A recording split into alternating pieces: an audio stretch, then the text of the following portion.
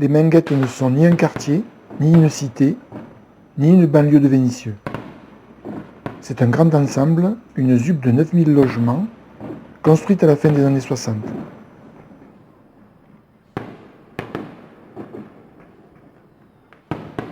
35 000 habitants au début, environ 25 000 en 2006, soit la moitié de la population de Vénissieux, l'équivalent d'une petite ville de province. Les Minguettes sont une ville.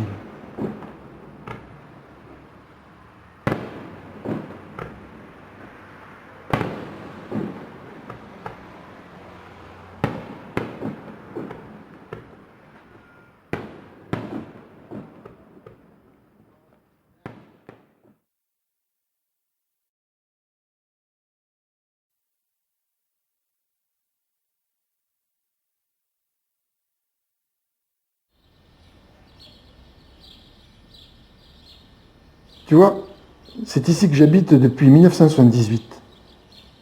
Cette cour n'a pas de nom, mais on l'appelle joliment la place rouge, à cause de la couleur du bitume.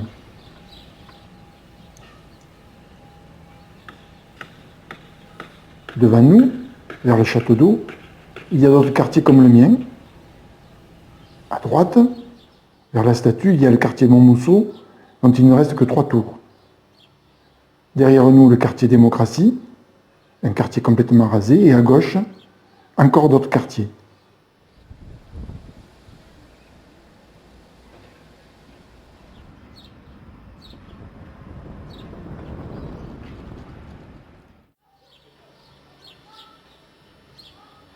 C'est là que je puise mon bonheur de vivre aux Minguettes et ma colère heureuse. Partout, où que j'aille dans ces quartiers, il y a des signes, des traces, des échos, des cicatrices et des preuves.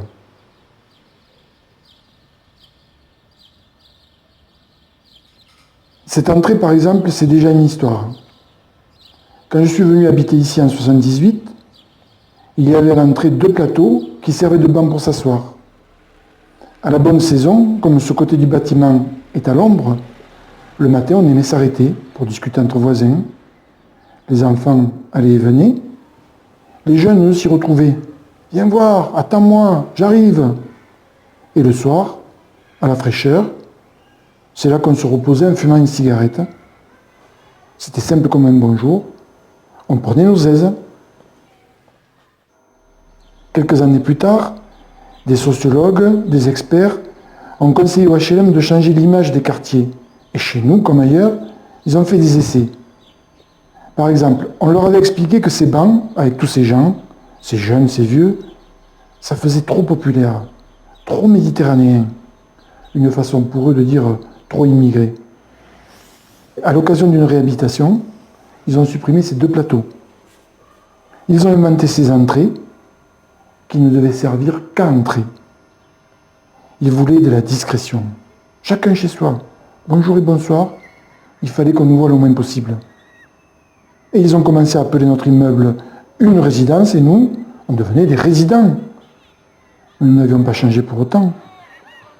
Pour notre façon de vivre sans chichi, on a trouvé d'autres solutions. On bricole tout, même la vie. Et ça roule.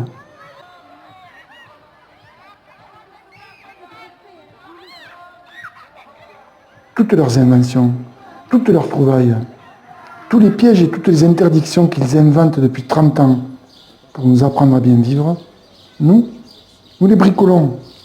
Nous passons à travers, ou à côté, ou par-dessus. Nous sommes là et nous vivons.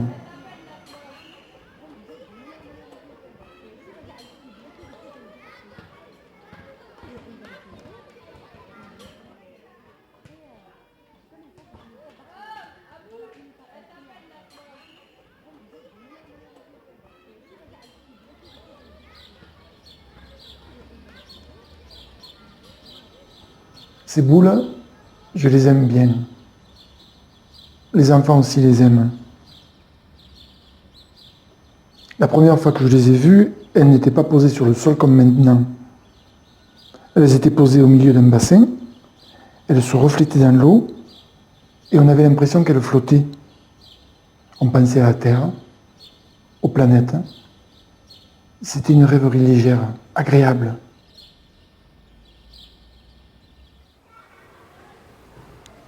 En fait, c'était un vestige des débuts de la ZUP des Menguettes. Les urbanistes, tous ceux qui avaient créé ces quartiers, imaginaient un avenir lumineux, sans problème. On irait au travail, du travail il y en avait tellement.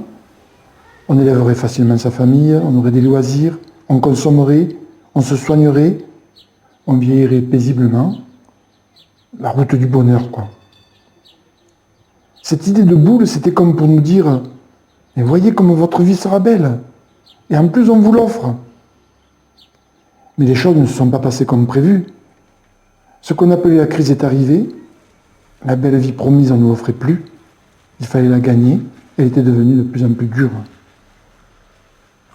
Peu à peu, ces boules, ces planètes flottant sur l'eau, devenaient ridicules, inutiles. Le bassin n'était plus nettoyé, l'eau a été coupée, et c'est devenu un vrai dépotoir. Et alors commence ma deuxième histoire. Au cours des réunions, au lieu de nous dire « l'entretien du bassin coûte trop cher, il faudrait le combler », ils disaient « mais voyez comme c'est sale, les enfants font n'importe quoi, on ne peut rien conserver », et ainsi de suite. Ils attendaient que les gens disent oui, que d'autres se sentent mal à l'aise et qu'on finisse par penser que c'est à cause des habitants que le bassin devait être comblé. Parce que nous ne savions pas vivre avec des planètes qui flottent sur l'eau. Franchement, ne plus avoir des boules qui flottent sur l'eau, ce n'est pas grave. Il y a des choses plus graves ici, dans la cour, et ailleurs dans la ville et dans le monde. Les boules vont être détruites prochainement. Les plus déçus seront les enfants.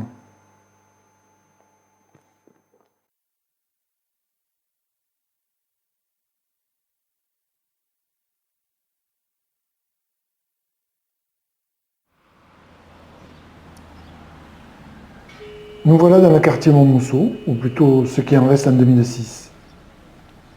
Dans les années 80-81, ce quartier était devenu le symbole du malaise, de la violence, de l'affrontement. Mais en réalité, c'était un quartier plein d'enfants, de jeunes, plein de vie. Un vrai volcan.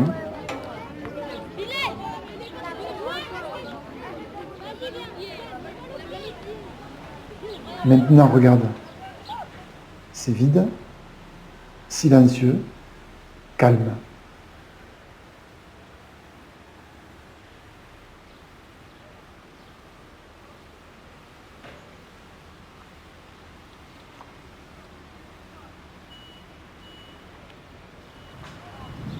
Ces 3 tours sont en sursis.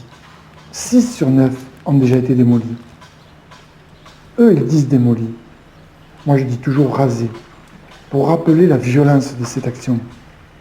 Oui, raser, comme dans un acte de guerre, sans guerre.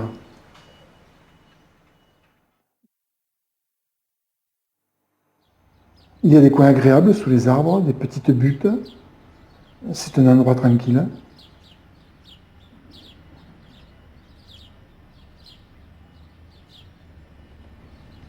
Je me promène et je ne veux pas oublier ce qui s'est passé ici.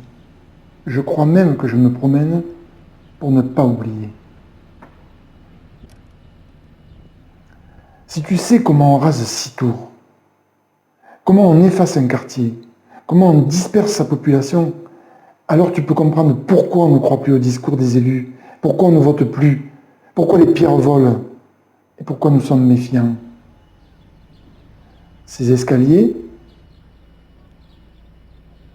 cette petite fontaine, cette allée qui ne va nulle part, ce sont les traces des réhabilitations des années 80. C'est tout ce qui reste de leur projet de faire venir des familles nouvelles pour améliorer le quartier. Apporter du sang neuf, comme ils disaient. Ils ne se rendaient même pas compte de l'insulte. Ils nous ont fait des discours, ils ont dépensé de l'argent, mais les nouveaux habitants ne sont pas venus, ne sont pas restés. Alors ils ont dit, on rase. Le beau repas qu'ils avaient préparé n'était pas pour nous. Ils ont laissé les restes. Maintenant, ils débarrassent la table. Les promoteurs ont faim.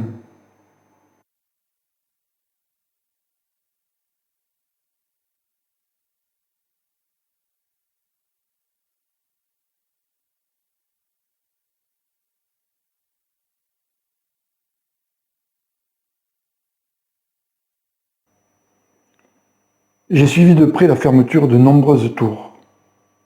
Eux qui s'indignaient d'une boîte aux lettres cassée, ils ne mettaient pas des gants pour casser.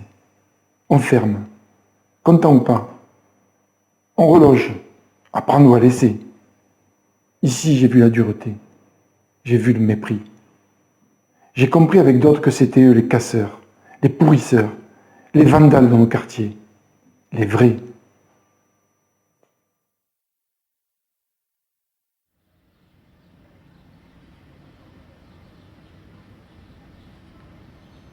Je ne suis pas amer, ni nostalgique, ni triste, ni découragé. Je suis l'arpenteur qui mesure, qui met les repères et qui consigne tout. N'importe comment, on ne nous a rien pris, nous n'avons rien.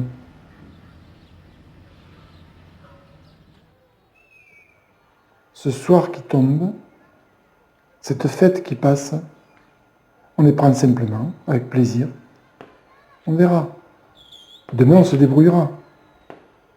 La colère, on la garde pour l'occasion.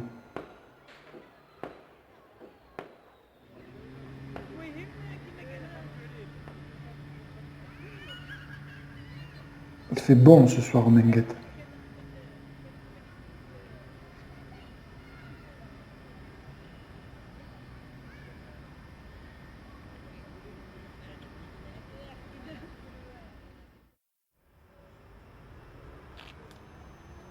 On l'appelle la statue, tout simplement. Je crois que c'est la statue de la démocratie. J'ai souvent entendu dire qu'elle tournait le dos au quartier. C'est ironique, mais c'est vrai. Elle est imposante, calme. Je l'ai toujours vue comme un symbole des débuts de la ZUP des Menguettes. Elle regarde vers le soleil levant, vers l'Est, vers l'avenir.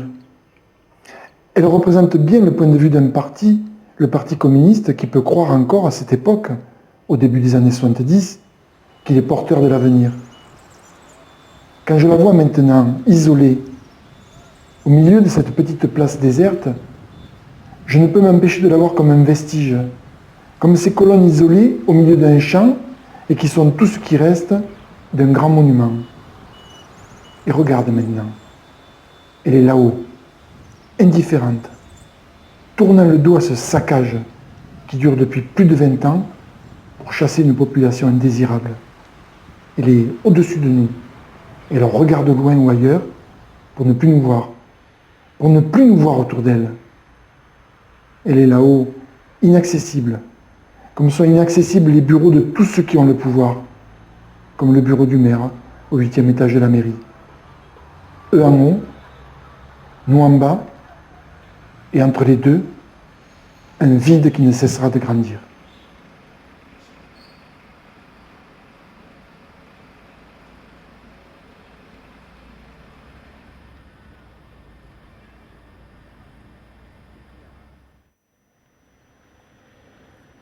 Vivre Menguette, c'était retrouver mon enfance et ma jeunesse de pauvre. Ici, j'ai magnifié ces héros que sont les modestes. Ici, je me suis senti fils de héros, mon père et ma mère semblables à tout cela. J'aurais pu méconnaître cette réalité, la rejeter, la craindre ou la mépriser. Cela aurait été comme me défigurer, m'amputer moi-même. Ils nous veulent dociles, respectueux, soumis, crédules, sans mémoire, admiratifs devant les grands, durs devant les petits. Je pense à la jeunesse de novembre 2005. Je pense à tous ceux qui ont été jeunes ici.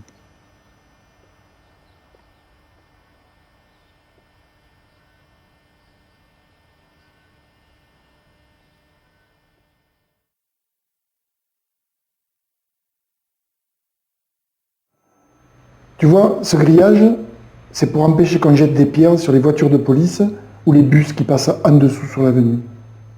Pareil pour cet éclairage, cette palissade ridicule, c'est aussi pour empêcher de jeter les pierres. Malgré ces grillages, ces éclairages, ces palissades et bien d'autres choses encore, il y aura des pierres lancées. En réunion, dans les colloques, les débats parlementaires, ils passent leur temps à se faire peur. Mais ils ont peur.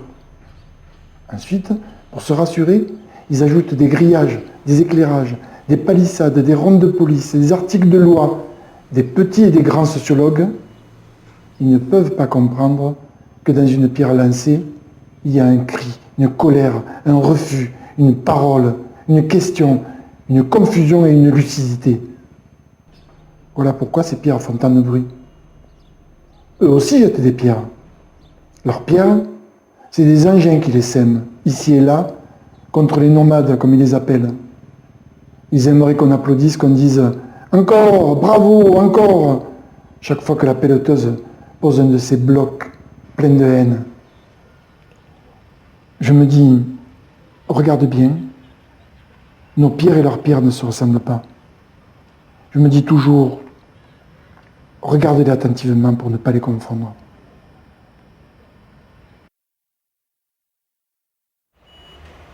Ici, il y a eu une émeute, le 21 mars 83, un matin de printemps, des affrontements entre les jeunes et la police, une grande tension dans les quartiers.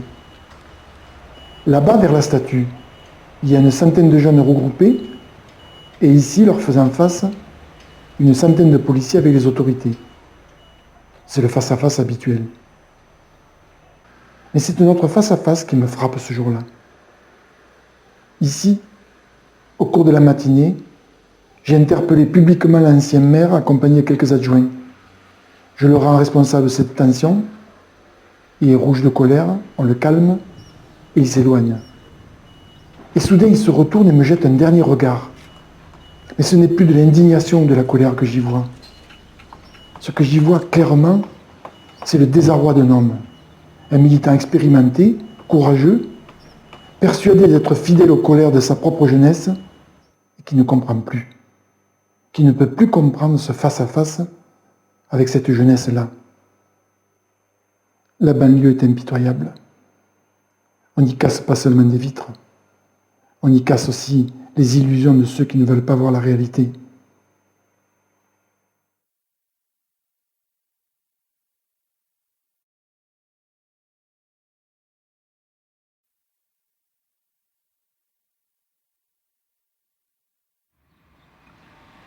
C'est un jour de 1980. Je marche dans la rue et je lève les yeux. Je vois cette affiche devant moi. Une gifle. Les jeunes me disent, ils nous prennent pour des cafards, pour des poux.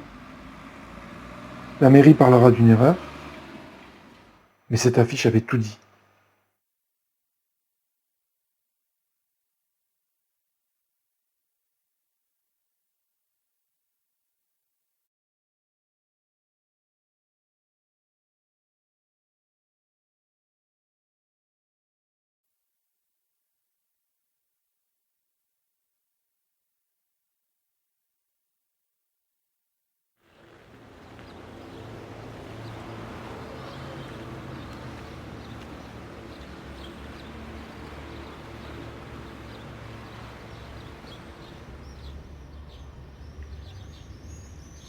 On va suivre ce petit chemin qui passe entre les arbres et qui débouche sur cette pelouse pour aller vers le château d'eau. Je l'aime bien. Je l'ai connu pendant longtemps comme une trace que la pluie rendait impraticable. C'est le chemin le plus court pour aller au centre commercial. Beaucoup de gens passaient par là et pataugeaient dans la terre boueuse. Il a fallu des années avant qu'on mette des dalles. Mais ce n'est pas le prix des dalles ou des travaux qui empêche de faire cela. C'est quelque chose de plus important. Tous ceux qui décident des chemins et de nos vies admettent difficilement que ce n'est pas eux mais nous qui traçons nos chemins. Tracer nos chemins nous-mêmes. Cette idée les inquiète depuis toujours et encore maintenant. Parce qu'ils ne savent pas où vont nos chemins, ou plutôt, ils se doutent qu'ils vont quelque part. Malgré les dalles, le chemin est redevenu impraticable lorsqu'il pleut. Maintenant, les nouveaux décideurs ont changé de discours. Ils disent « Exprimez-vous, dites-nous ce que vous voyez, parlez-nous du trou dans le trottoir, de la flaque d'eau. » La plupart des habitants ont bien compris qu'il est plus simple de contourner le trou ou la flaque d'eau. Nous en avons assez de regarder les trous sur le trottoir. Les petites choses comme ils lisent pendant que eux s'occupent des grandes choses. Les trous et les flaques, nous savons les contourner. Notre vie quotidienne est pleine de détours. Nous avons envie de regarder les grandes choses.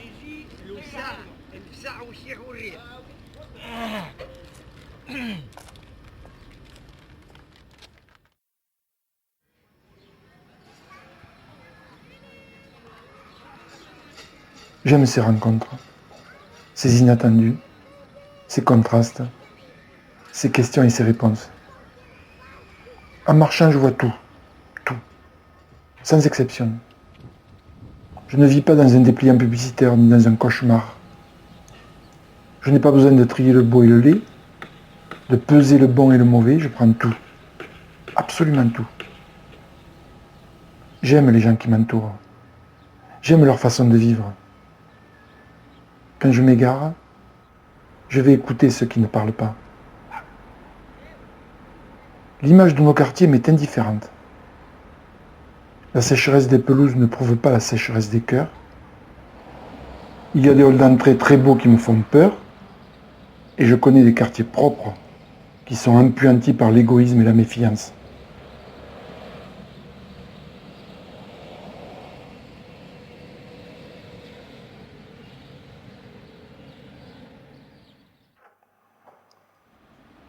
Là-bas, c'est le centre commercial. Une galerie marchande couverte, avec du petit commerce sans prétention, qui en fait un lieu de passage et de rencontre. Je ne vais pas te le décrire, ni te le montrer, ni te raconter son histoire depuis sa création jusqu'à aujourd'hui. Il va être démoli. Tu vois ces 3 retraités sur le banc? Ils discutent paisiblement.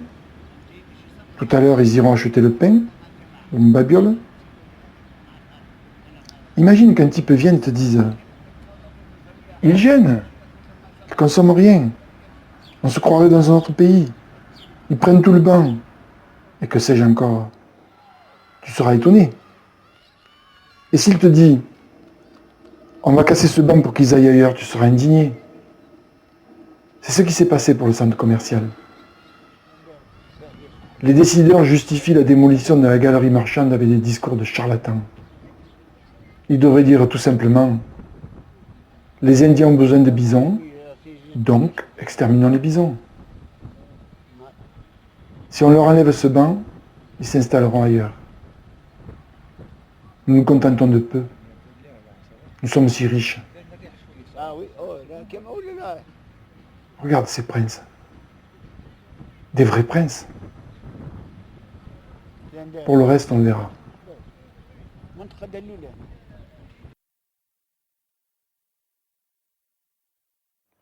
Ici, il y avait une grande pelouse, comme il y en avait beaucoup au début des Menguettes. C'était de l'espace offert aux habitants. Mais quand je suis arrivé en 78, elle était déjà laissée à l'abandon, avec tout ce qui peut finir dans un lieu où il n'y a pas de nettoyage. Mais c'était très vivant, bruyant, et les habitants demandaient un peu de nettoyage, quelques bancs, un jeu par-ci par-là. C'était pas la lune, mais il n'y a jamais rien eu de fait. Le temps de la prévention situationnelle n'était pas encore arrivé.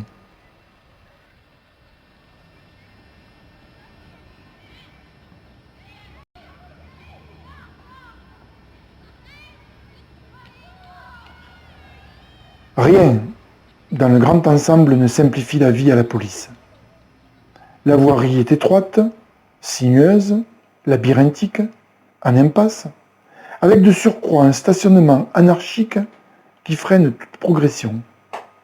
Les ruptures de niveau, les espaces cernés d'immeubles ne favorisent pas les interventions de la police, des plus banales aux plus lourdes. Les véhicules de police ne peuvent pénétrer au cœur de la cité, et les effectifs policiers doivent progresser à pied, ce qui divise les forces et les rend plus vulnérables. Écoute ça encore. Mais écoute ça.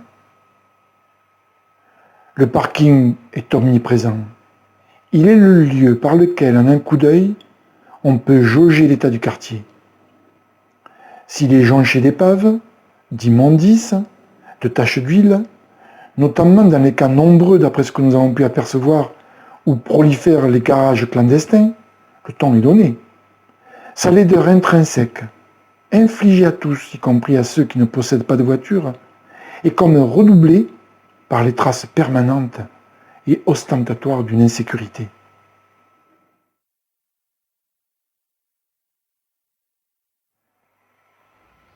Voilà le résultat. Des chemins bien droits, rigides, avec leurs gros tubes qui nous disent « c'est ici qu'il faut marcher », comme ils nous disent « payer avant le 15 sous peine de poursuite ». Les entrées d'immeubles comme des entonnoirs, les espaces bien distincts pour nous faire perdre l'habitude de mélanger les âges, les arbustes deviennent des empêcheurs de divaguer. Ils découpent notre quotidien. Marcher ici, stationner ici, s'asseoir ici, jouer ici.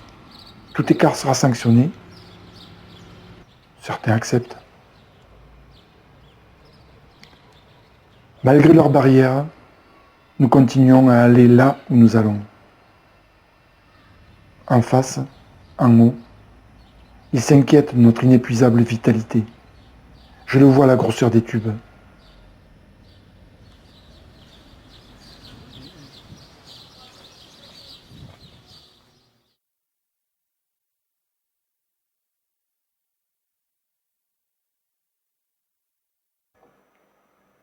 Des rivières ici, tu me crois? Quand les enfants allaient en maternelle, c'est par ici que les femmes passaient pour aller à l'école. Aller, revenir, c'était parler et reparler de la vie. Ce chemin des écoles, imagine-le comme une rivière qui les rassemblait et les confondait, si différentes qu'elles étaient. Mais rendez-vous compte, 35 nationalités, se lamentait le maire. En ce temps-là, l'école les accueillait pour des fêtes, des repas, des petites rencontres, pour rien. Elle ne parlait pas de tissu social.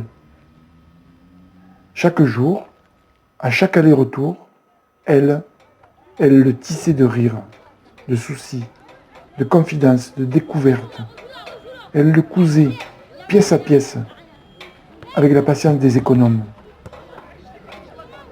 Quand un matin, un tract de la mairie dénonçait le saccage d'une classe de maternelle, ou demandait l'expulsion des familles lourdes, ou réclamait la mise hors d'état de nuire des voyous, elle devait recoudre, recoudre, recoudre, jusqu'à la prochaine déchirure. Oui, des rivières coulent ici.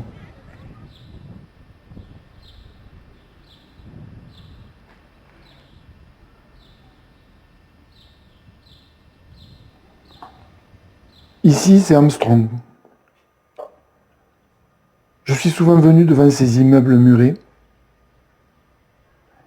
Devant ces fenêtres muettes, je n'ai jamais cessé de compter, de tenir les comptes, de refaire les comptes. Une fenêtre, 3, 10, 25, 50 fenêtres. 50 fenêtres égale 50 enfants qui mangent le plomb en centre-ville à Lyon et que le saturnisme mangera. 50 fenêtres, 100, 200, 600, 1000 fenêtres. Autant de jeunes qui restent chez leurs parents, des familles hébergées, en suroccupation, en hôtel, dans des taudis. Je recompte. 200 fenêtres. Ils disent qu'il ne faut pas concentrer les pauvres. Vous avez fait une demande? Un peu de patience. 600 fenêtres. Ils me répondent, 10 enfants dans une pièce? Mais pourquoi font-ils autant d'enfants? 1000 fenêtres. Et ils parlent des pauvres qu'il faut répartir un peu partout, comme un fardeau. Plus de 1500 logements sociaux détruits aux Minguettes depuis 20 ans. Un logement sur 5. Tout sera décompté.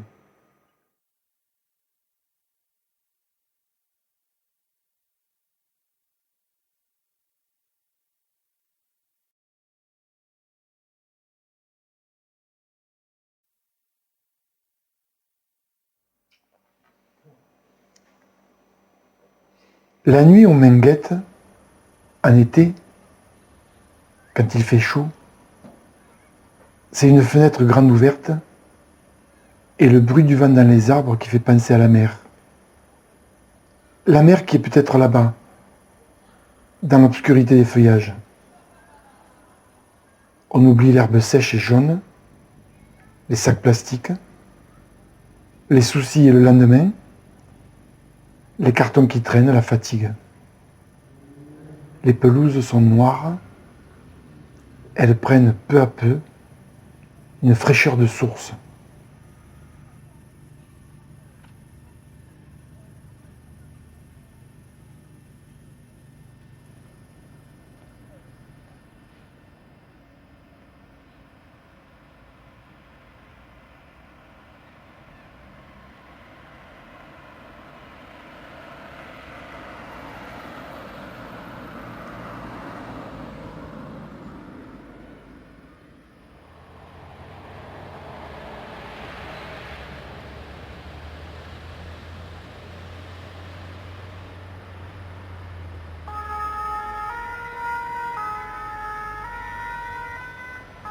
Ce mur, c'est 81. 3 jeunes, là. Et dans une voiture de police qui s'arrête, quelqu'un qui dit « Nettoyez au lance-flamme ». Cette haie, c'est 78, la nuit. Un gamin passe devant moi comme une flèche et se jette dans la haie. 2 policiers essoufflés me demandent si j'ai vu passer quelqu'un. Non, non, personne. Cet arrêt de bus est 2001. En début de mois, le contrôle des abonnements se fait avec l'appui de la police en nombre. Ici, c'est hier soir. Ils ont arrêté la vieille voiture, défaut d'assurance. La dépanneuse arrive pour l'amener en fourrière. Le père, la mère et les 2 fillettes regardent. Cette pelouse, c'est un soir d'été 81. Les mères sont dans l'herbe et c'est CRS qui dit « Rentrez faire votre couscous ». Et ce trottoir, il y a 2 mois, cette entrée en 86, cet étage 2004, ce croisement, cette place, ce jardin, ce parking.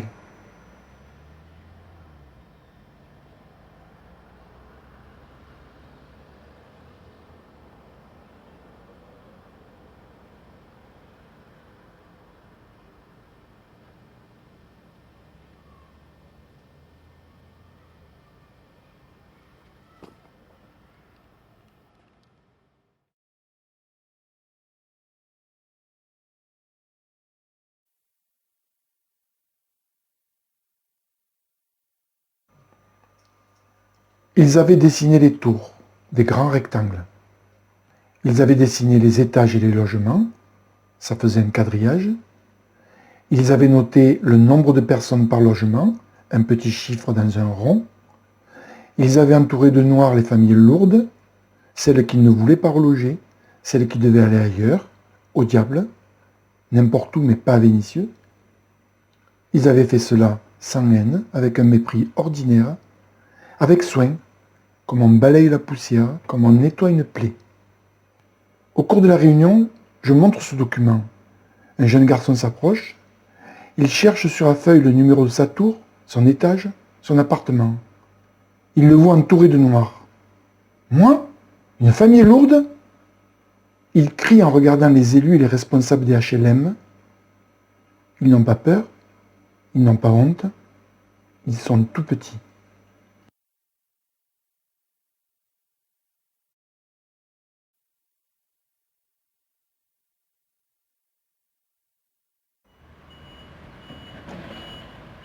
Un soir, j'entends un bruit métallique de scie à métaux du côté de cet escalier.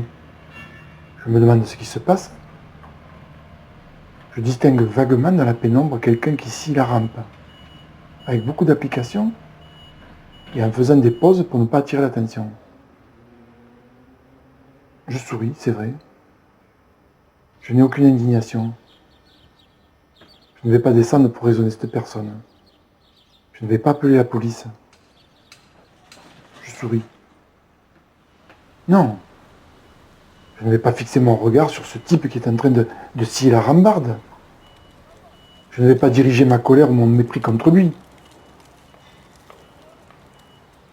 Je suis heureux devant ce tube scié qui m'apprend à ne pas confondre le grand et le petit, le vrai et le faux.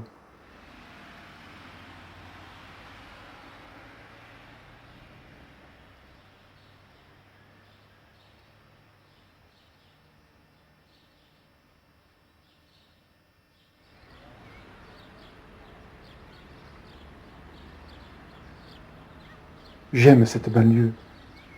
Elle m'empêche de partir à la dérive. Je me dis, si tu pars d'ici, tu risques de ne plus savoir où tu vas. Un ministre monte à la tribune, il sourit, il a trouvé la solution. Cassons les ghettos, il veut dire cassons les quartiers populaires. L'Assemblée nationale est unanime. Elle est unanime? Pourquoi? On scie la rampe? Pourquoi? On rase des quartiers? Pourquoi on rase des quartiers? Maintenant, allons voir un quartier qui n'existe plus. Allons voir les vrais délinquants.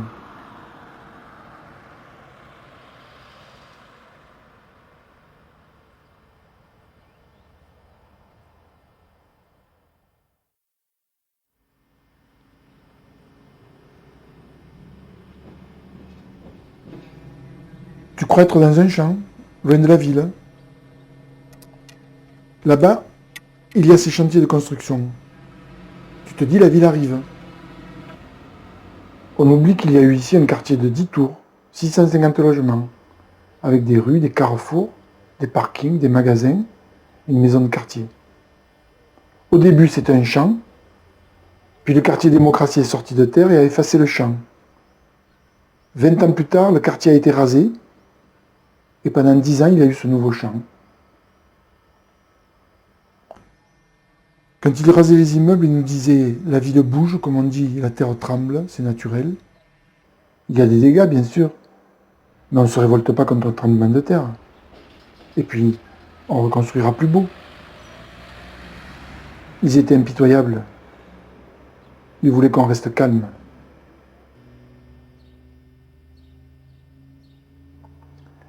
Maintenant que les chantiers s'ouvrent, ils disent encore « voyez comment la ville bouge, grâce à nous ».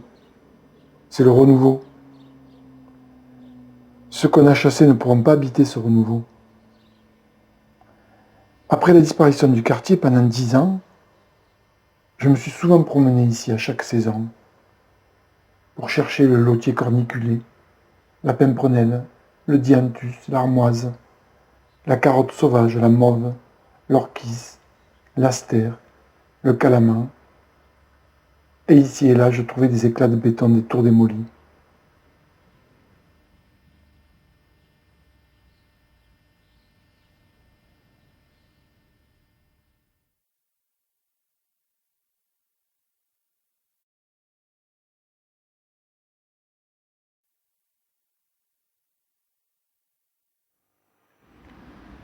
Tous semblables, tous différents, serrés, coincés, les uns contre les autres, ça, c'est solide.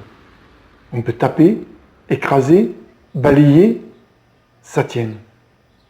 On en écarte un seul, plus rien ne tient, on peut nous expulser, ça, c'est nous.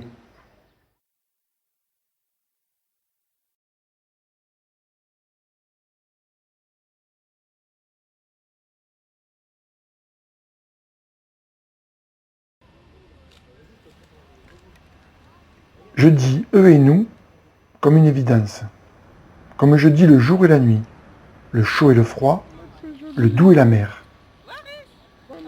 Tous les moments de la vie quotidienne au Menguette nous font sentir ce eux et ce nous, ce face-à-face continuel. Eux aussi le sentent bien, le savent bien. Quand ils parlent, c'est eux et nous. Quand ils décident, c'est eux et nous. Quand ils nous jugent, quand ils se méfient, quand ils font la morale, quand ils plantent un arbre, quand ils disent papier s'il vous plaît, c'est encore eux et nous. Le tesson de bouteille, ce n'est pas nous, c'est eux. La rampe sciée, ce n'est pas nous, c'est eux. Les tours rasées, ce n'est pas nous, c'est eux. La violence, ce n'est pas nous, c'est eux. Le problème des banlieues, ce n'est pas nous, c'est eux. La solution de ce problème, ce n'est pas eux, c'est nous.